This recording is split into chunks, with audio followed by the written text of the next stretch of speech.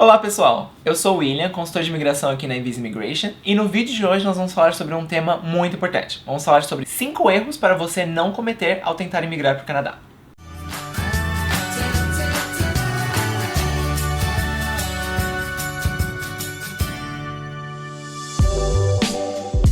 O primeiro erro a não se cometer seria uma mudança de status aqui dentro do Canadá. E aí, o que seria a mudança de status estando aqui dentro do Canadá? Existem algumas mudanças de status que elas são possíveis estando aqui dentro, como por exemplo, você mudar um Study Permit para um Work Permit em algumas ocasiões, algumas circunstâncias.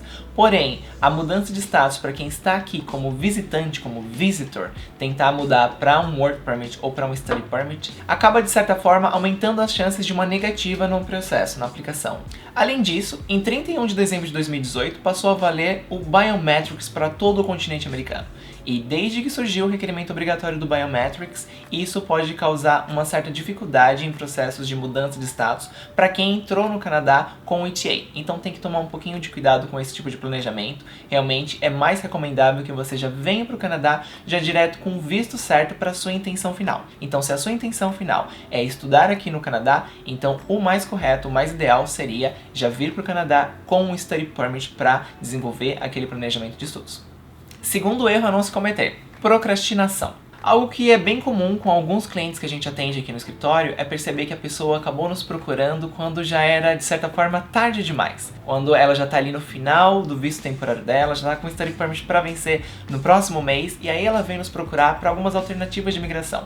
Não que isso seja errado, mas seria bem interessante, seria bem mais relevante se ela conseguisse nos procurar com mais antecedência. Já realiza, já traça a estratégia até o alcance da residência permanente, já desde o Brasil. Você já viria com as informações necessárias para desenvolver cada etapa, consciente do quais seriam as suas obrigações e os seus deveres em cada etapa, para que você não colocasse ali em risco o planejamento total. Nós entendemos que às vezes o processo ele pode parecer um pouco confuso e às vezes até overwhelming. E é compreensível que você acabe deixando ali mais para a última hora, para lidar com toda aquela questão burocrática mais para depois. Mas é justamente para isso que nós existimos, que existe a consultoria para realmente conseguir clarificar a situação para você, para sua família, para que vocês possam, de forma correta, entender quais vão ser as etapas específicas para o perfil de vocês e específicos para o objetivo que vocês querem alcançar.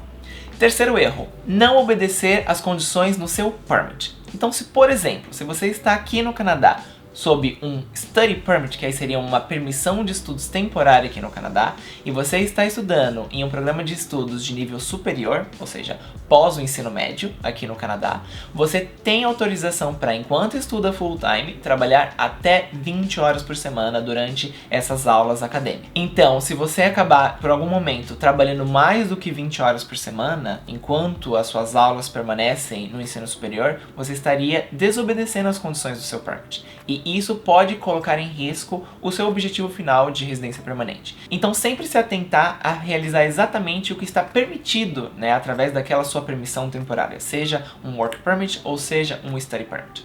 E sempre vale lembrar que enquanto você está aqui no Canadá como um turista, ou seja, através de um Visitor Visa ou através de, por exemplo, um ETA, você não tem autorização para trabalhar aqui no Canadá de forma nenhuma. Ou seja, realize exatamente aquilo que está autorizado na sua permissão, seja Study Permit, seja Work Permit, seja como visitante aqui no Canadá. E se você tiver alguma dúvida com relação à sua permissão de estadia temporária aqui, pode entrar em contato com a gente, que nós teremos o maior prazer de te auxiliar e esclarecer as suas dúvidas.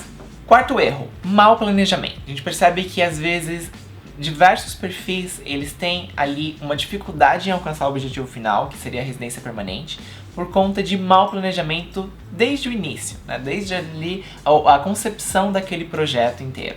E aí, quais são os erros mais comuns de mau planejamento no processo? Primeiramente, os recursos financeiros não serem suficientes para realizar todo o processo. Lembrando que, caso o processo ele envolva ali etapas de, por exemplo, estudos ou trabalho temporário aqui no Canadá, você vai ter que se manter com recursos financeiros suficientes para cumprir todas as etapas. Lembrando que para o processo de residência permanente, você vai ter alguns custos envolvidos. Você vai ter os custos com as FIIs do governo, com tradução juramentada, com prova de inglês, com ECA, que seria equivalente do diploma, e diversos outros. Então você tem que estar preparado economicamente, financeiramente, para cumprir cada uma dessas etapas e não deixar que a parte financeira acabe sendo ali um impedimento para o alcance do seu objetivo. Outro erro bem comum dentro do mau planejamento é às vezes a escolha de um programa de estudos que ele não é o ideal pro alcance daquele objetivo. Às vezes, por exemplo, para a sua família, para o perfil da sua família, escolher um programa de estudos que ele, de certa forma, não vai trazer os benefícios que vão ser necessários para o alcance daquele objetivo final. Então, se no caso da sua família, o planejamento ele vai envolver um período de estudos e de trabalho aqui no Canadá, é bem importante utilizar nós da Ivisa junto com a Canucks Intercâmbio. Nós poderemos te auxiliar em todo o projeto. E um outro erro bem comum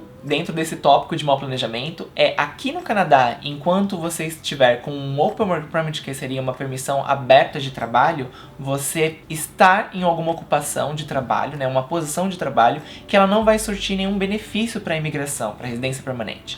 Às vezes essa posição até pode pagar muito bem e você tem um salário interessante, mas no longo prazo, né, ou permanecer naquela experiência por muito tempo, ela não vai te trazer nenhum benefício para a imigração permanente. Por exemplo, uma posição de caixa de supermercado, que é uma posição, às vezes, bem interessante para você iniciar no mercado de trabalho aqui, porque ela só exige, por exemplo, um ensino médio completo, o inglês não precisa ser tão avançado, e você adquire ali a experiência enquanto trabalha, né? Você é treinado ali já no local. Porém, é uma posição que não vai trazer nenhum tipo de benefício no longo prazo, seja para processos provinciais ou no âmbito federal. Então não vale a pena você permanecer numa posição, nessa ocupação, por muito tempo, se a sua intenção é se tornar um residente permanente.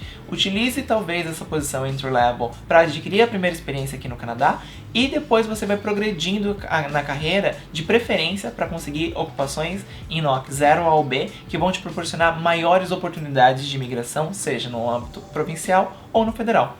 Quinto erro: ignorar o aprimoramento na proficiência do inglês. Às vezes as pessoas deixam para melhorar o nível do inglês somente quando ela precisa realizar uma prova para conseguir pontos para a imigração, para a residência permanente. E o mais ideal seria você já utilizar as oportunidades aqui dentro do Canadá, ou inclusive fora do Canadá, para já ir melhorando a sua proficiência como um todo, para utilizar isso como benefício para diversas etapas, seja a etapa da prova, né, para conseguir os pontos para a imigração, ou seja, para a vida em geral, porque com a intenção de se tornar um residente permanente aqui no Canadá, a vida não vai parar quando você conseguir a residência permanente. Você vai continuar com a sua vida going on aqui no Canadá. Então o inglês vai fazer parte de todos os momentos da sua vida, seja no trabalho, seja no dia a dia, seja com amigos, às vezes até com um relacionamento. Então você vai utilizar o inglês dali em diante na sua vida. Vai ser um novo país, um novo idioma. E lembrando que o nível de proficiência em um dos idiomas oficiais do Canadá, que aí seria inglês e ou francês, eles são um dos critérios mais importantes, mais relevantes para a pontuação no Express Entry. Então, quanto melhor for a sua proficiência de inglês, melhores seriam os seus pontos e maiores seriam as suas chances de conseguir um convite e se tornar um residente permanente aqui no Canadá. Aqui você tem uns 5 erros para você não cometer quando você tem a intenção de migrar aqui para o Canadá. Mas, se você tem dúvida com relação a algum outro tipo de dificuldade ou uma situação que talvez seja uma dificuldade ali no processo, vale deixar aqui nos comentários. E se você gostou do tema do vídeo de hoje, não se esqueça de deixar o like, ativa o sininho para não perder as notificações de futuros vídeos, se inscreva e nos vemos nos próximos vídeos. Tchau, tchau!